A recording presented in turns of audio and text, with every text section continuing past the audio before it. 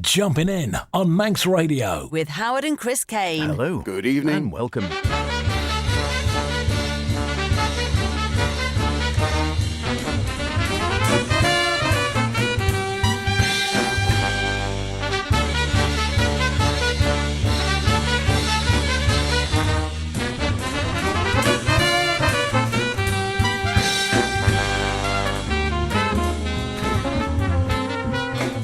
And here we are, it's that festive time of the year, here, there and everywhere, and particularly in the Jumpin In Jazz Studios, as we start to look back at some of the best modern and contemporary jazz of 2020. With me, H. And me, Chris. Yes, welcome along to this Boxing Day special edition of Jumpin' In, and happy Hunt the Wren to everybody of you are out this morning. I hope you've all had a lovely Christmas break so far, despite the unusual circumstances which some of you may be having to limit your celebrations this year. While most of us might want to forget 2020, it's actually been a bit of a bumper year for jazz, so over the next couple of shows, we're going to look back and with a selection of our favourite bits. So, what discs have been locked down on repeat in your playlist this year, H? Yeah, there's been an amazing amount. It's obviously all that time people had in their hands has inspired even more creativity than normal, perhaps. We are going back to maybe February, with a Valentine anyway. Bill Frisell, fantastic, on cracking form with his trio, recording after lots of live touring. One of the big ones of the year, no, jazz-wise went big with it. We spoke to the woman herself, Maria Schneider and Date Lords. And I'm also thinking one of my favourite reissues. Ah, very nice for that. And for me, a blues, a parable, a mechanical man. And to kick things off, here's Vanessa Perica and her orchestra with Re-Brahmanization, whatever that is.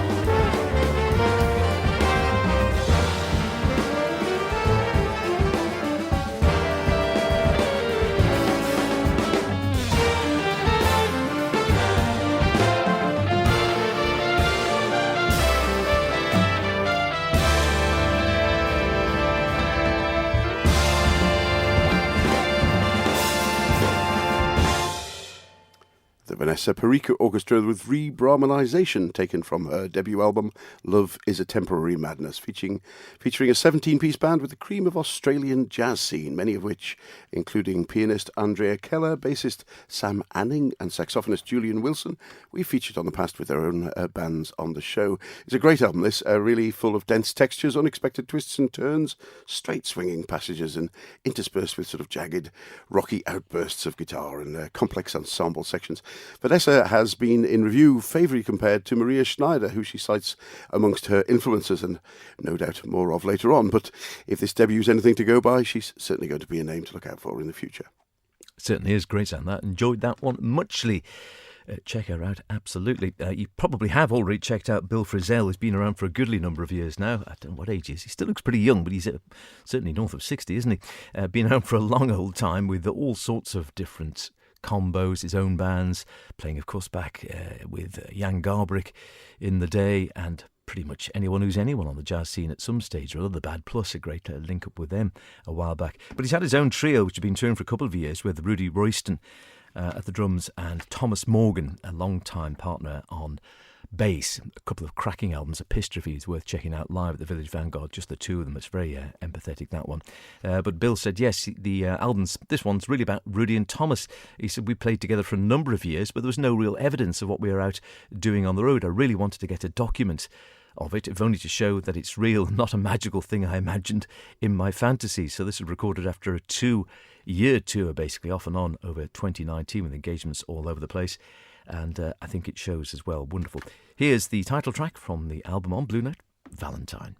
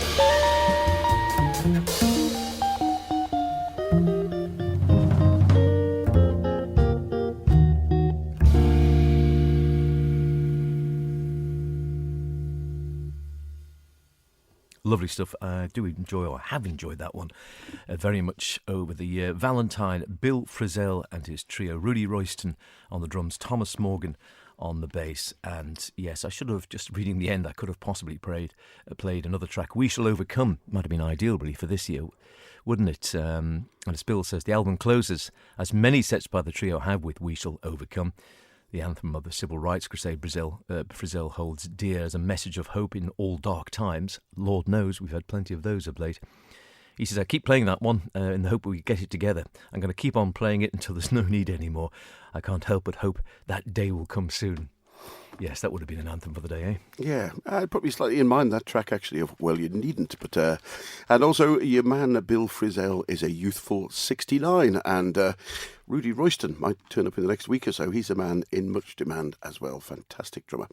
Now, tenor man Dinah Stevens has been a favourite of mine since bursting on the scene after a number of years as an educator and a sideman. He wasn't a young man when he arrived, with a debut back in 2007. What a great debut too, with John Schofield, Taylor Agisti, Ben Street and Eric Harland. And since hitting the ground running, he grew in stature, then suffered a massively well-publicised hereditary kidney failure and was saved by a transplant from his aunt, and has subsequently gone from strength to strength. Following on from his trio release Liberty earlier this year, which could easily have made it onto my list, in fact, this live set from the Village Vanguard, recorded back in February 19, serves, only just released incidentally, but it serves not only as a potted history of his career to date, but a timely reminder of what we've all been missing and hopefully might get back to next year: live music. Here's You Are Me Blues.